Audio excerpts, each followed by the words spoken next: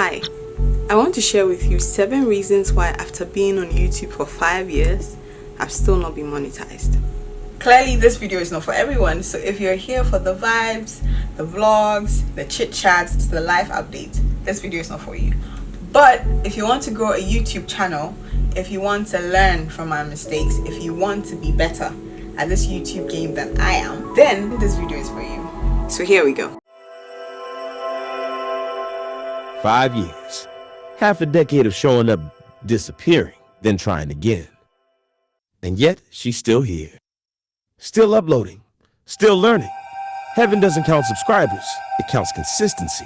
This year marks my 5th year on YouTube, but I've never been monetized as of the time I'm recording this video. I've not had any monetization perks after 5 years of being on YouTube with 127 videos. One thing I've had is a lot of experience. I've had 5 years experience on YouTube and 2 years experience off YouTube trying to learn. So that makes it 7 years of experience trying to navigate the YouTube system. So I think it's fair to say I've learned my mistakes and I want to share them with you so that you do not have to go through them yourself. Everything that I'll be sharing in this video is from my personal experience and also experience of interacting with other YouTubers and getting to know other YouTubers on their journey. So there's a lot to unpack. I don't want to waste any more time. So the first thing that I would say is hashtag lukewarm. To be honest, I've been very lukewarm with YouTube. I come on, then I go off, then I come on, then I go off. It's been an on and off journey for 5 years. Yes, the famous comeback announcement. I'm sorry guys, I'll do better. Every time she says it, we hold a small angelic meeting. We believe her every single time. But even heaven can't bless inconsistency. Faith without follow through. That's like filming the perfect video and never hitting publish. I can't possibly count the number of times I've been on here and say, oh guys, I'm going to be consistent this time. Oh guys, I'm back. Oh guys, I'm back. Oh guys, I'm going to be consistent. Oh guys, I'm going to be consistent. I have tons of videos, maybe 100 plus unedited videos sitting down on my laptop because I'm either unmotivated or just off YouTube out of the time that I'm recording. I love to record, but my lukewarm behavior does not allow me to be present as much as possible on YouTube. And that's sad because think of it. If I'm posting a video every week of a vlog and I build a community around the vlog and I stop, I disengage with no explanation, no need, then it becomes a habit. People don't look forward to seeing your content anymore and they're going to find the need somewhere else. It's like having a friend that you always call on a Sunday. You guys gossip, you guys chit chat, you guys give yourself updates, bless the week ahead, and then you just ghost them. How would you feel? And that's what I've been doing. So you shouldn't do that. Don't be lukewarm on YouTube. Be hyperactive. Treat YouTube as a needy baby. Give it all the attention that you can give it to it. And when you have to take a break, explain. People that are part of the community need an explanation. I know you don't owe anybody an explanation, but if you're putting yourself out there, it would be nice to let them know, hey, I'm going through a few things, I want to take a break. It won't take too much from me. At least that's what I should tell myself. And this brings me to my second mistake, which is hashtag TheCommunity. Because of how on and off I have been over the years, it has been difficult to build a community that is consistent with me and my flow. I have friends that occasionally pop by and say hi on my channel or genuinely watch my channel. But outside of that, it's been so difficult to build a community because I am not consistent. It does not necessarily mean that consistency equals community. It just means that people like to have a flow of things. And so if I ghost the community, they're going to ghost me when I come back. Community is sacred. Show up for people, and they show up for you. Ghost them. And even Grace gets confused by your upload schedule. Another mistake that I've made over the past 7 years of being in and out of YouTube is hashtag TheNumbers. I know, sometimes I spend 6 hours non-stop sitting down editing a video and then I end up being able to edit just 3 minutes of that video for 6 hours. So I spend 6 hours of my day editing a 3-minute video. So imagine if I post a 1-hour video, or I post a 30-minute video, or I post a 15-minute video on my channel. It means I've put in work, I've put in days, and you post it on YouTube and you get less than 100 views. You get maybe 45, 50, on a good day, 200, 300, at least for my channel. It is disappointing, but you have to think about it this way. Are you on YouTube for the numbers? Maybe yes, which is good, but the 100 view heartbreak. She doesn't know I count them differently. Each view, a heartbeat. Each comment, a connection. Small beginnings are where heaven hides the strongest roots. Are you on YouTube for the numbers? Yeah, I mean, everyone is. I think everyone on YouTube is in for the numbers. But think about it this way. You might not get the numbers today, but you will get it tomorrow. And that is guaranteed. Because with everything that's going on, the first video you post today that you got 2 views, the second video, you might even get a view for just the second video. Or it's not a straight curve for YouTube. It's a dip and rise, at least for my channel. But the beautiful thing about YouTube is that when you do it continuously, you're always learning something. Your next video is 100% guaranteed to be better than the videos before. There are so many tips and tricks that I've learned over the 7 years of being in and out of YouTube that I could not for the life of me imagine that I would have learned any other way if I didn't post the video. Because if I post a video and I watch the video years back, I'm like, I should have done this better, I should have done this better. And that is what should generally encourage me, not necessarily the numbers. For example, I recently did a reaction video to 5 years after my dad passed. If you've not seen that video, please go watch it. And I could only do that video because 5 years ago, when my father actually passed, I did a video and I put it out there. I cannot find some of the videos that I had back then 5 years ago, but because I put it on YouTube and it was like my diary, it was easy to react to those videos because they're already online. I'm not saying share everything, but the ones you're willing to share, think of it as a diary. Think of it as a journal that you are open to let people see, and a journal that you do not mind growing on. And that is a story. That is your story. It shouldn't always be about the numbers. The next thing is #TheBag. There was a time in my YouTube journey where I was fixated on making sure that my channel was monetized. I could almost do anything to get my channel monetized. I think the only thing that did not push me to maybe buy followers or buy likes or buy shares and all of those bot accounts was because I was scared of losing the channel, because I knew that some people who did it lost their channel. Some people didn't know it, fine, but I just felt like if I went too far like that, I would lose a channel. But I put myself in YouTube communities where it was a subscribe for one, subscribe for subscribe. You subscribe to the person's channel and they also subscribe to you. And guess what? I don't think that is organic. It's not illegal, but I don't think that is organic because I was fixated on I want to make my YouTube monetized. I need to make money from YouTube. One thing I've learned from this 5-7 years of being on YouTube is that YouTube is more about value. TheBag. Every new creator's early prayer request. But the bag was never the assignment. Value is the reward. Money? Just a side effect of meaning.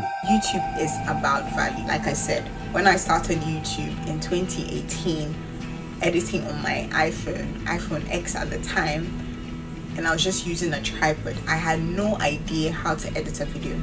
I was then using iMovie, I believe, on my phone, and that's what I was using it to edit throughout, I think, till 2019, when I started exploring other apps like InShot. There was one called KineMaster. I don't even know if they're still in use, but KineMaster. Then a friend introduced me to Adobe Premiere Pro, which was an eye-opener for me because that was high-tech level type of editing, and I wouldn't have learned that or had that value added onto me if I wasn't engaged in YouTube. So it's more about value. I've never made any money from YouTube, like I said, but I have gained skill, I have gained value.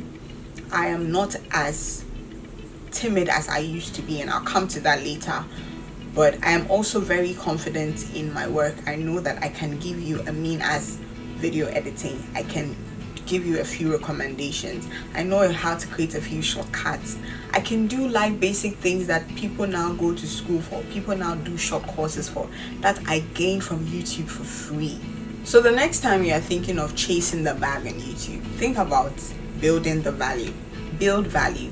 And when you keep on building value, you may not necessarily get the money from YouTube, and everybody's story is different. You might spend just a year on YouTube and get monetized, or get a viral video, or get a video that is important.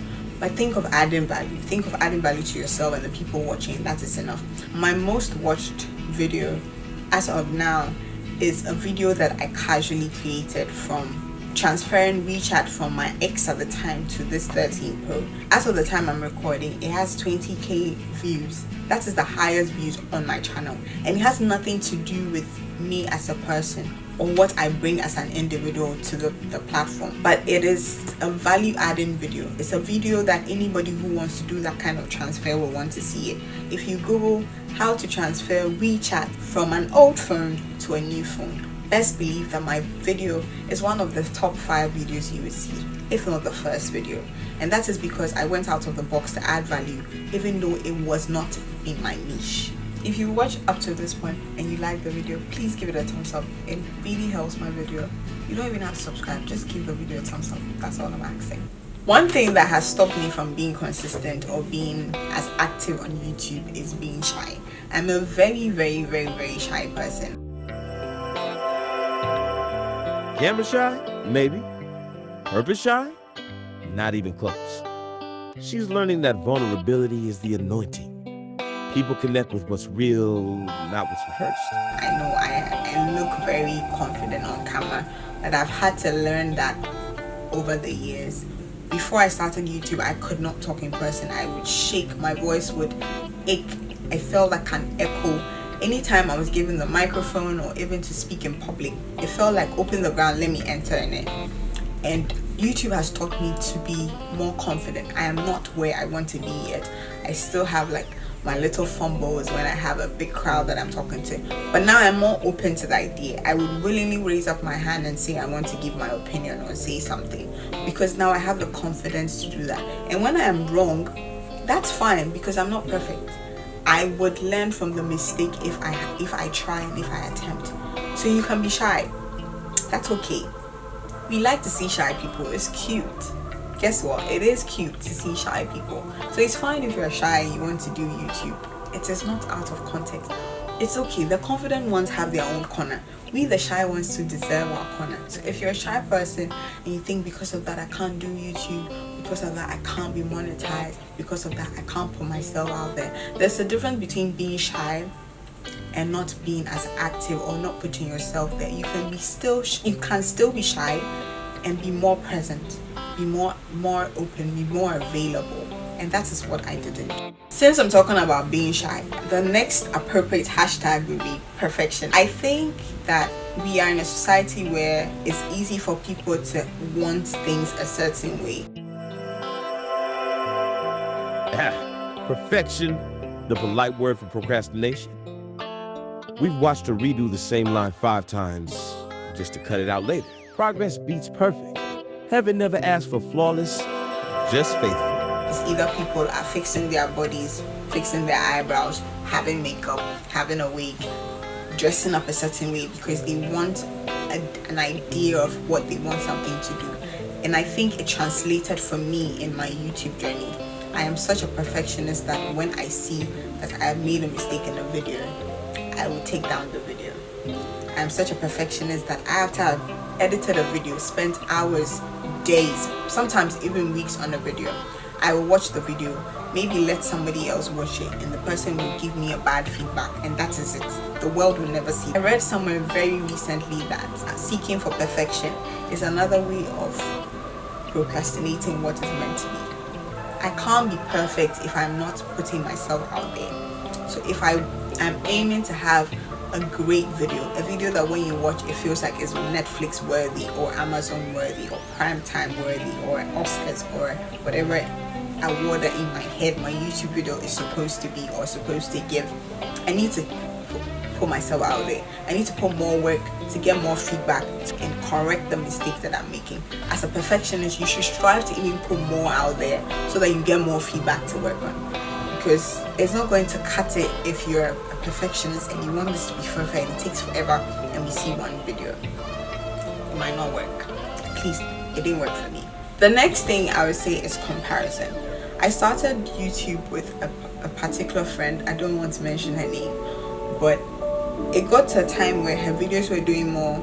She didn't have more subscribers, but her videos were doing better than my videos. And it got me thinking, what am I doing wrong? Because we started at the same time. I was even better at editing, because at some point I was editing some of her videos for her as well. I was doing some of the intros and all of that for her as well.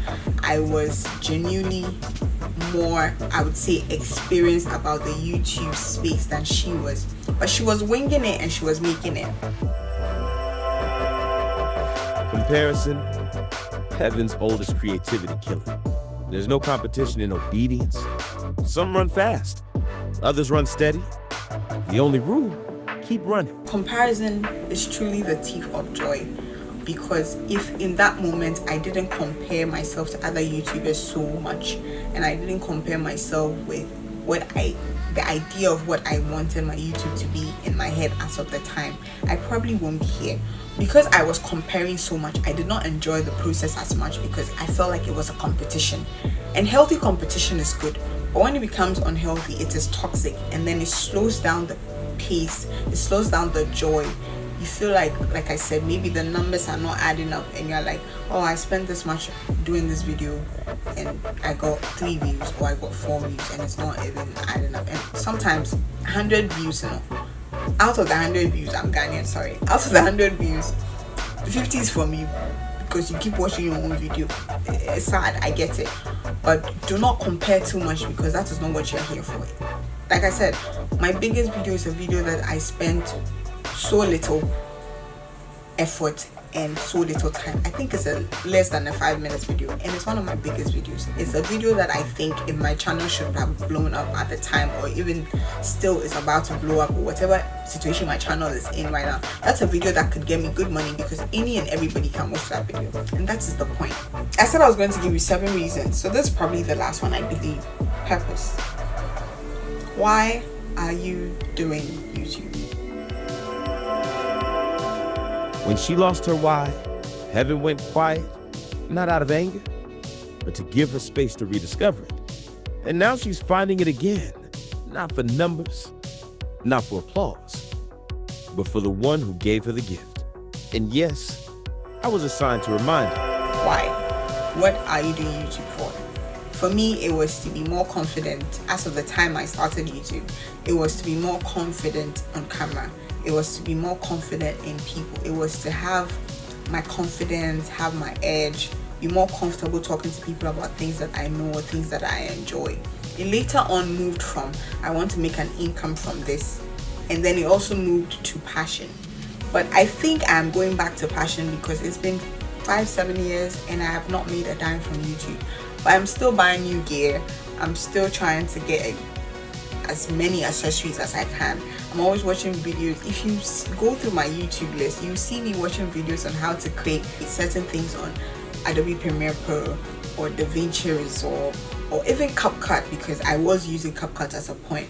But why are you doing YouTube? Why have you decided to do YouTube? Is it passion? Is it for the money? Is it for your own peace of mind? Is it a place you just want to unwind and feel yourself? Whatever you're using YouTube, whatever gap you're using YouTube to fill, whatever thing you're using YouTube to make out of you or mold out of you, like for me, it was my confidence. It should be your core. Do not forget it, because with time, there's so many distractions, there's so many things going on that you almost forget why you started YouTube, and you shouldn't. You should never forget why you started YouTube, because that is what is going to carry you to the end. If you're doing YouTube for yourself, baby girl, baby boo, make sure that you are reminding yourself every day, constantly, why you are doing that. If it's for you, if it's so that the world can see what it's like to live like you, do it carefree, do it selflessly, do it without holding back, give it your all. And sometimes even the little ones, like I said, a video that I didn't think would do well, it's one of my biggest views on YouTube now. And it was because I said, you know what, I think this will be useful, let me put it out there. So don't hold back. You don't know a video idea that is in you that I want to watch, like somebody else wants to watch, that people, the community and the society is ready for and is willing to hear. 5 years and still not monetized? But who said purpose was ever about payment?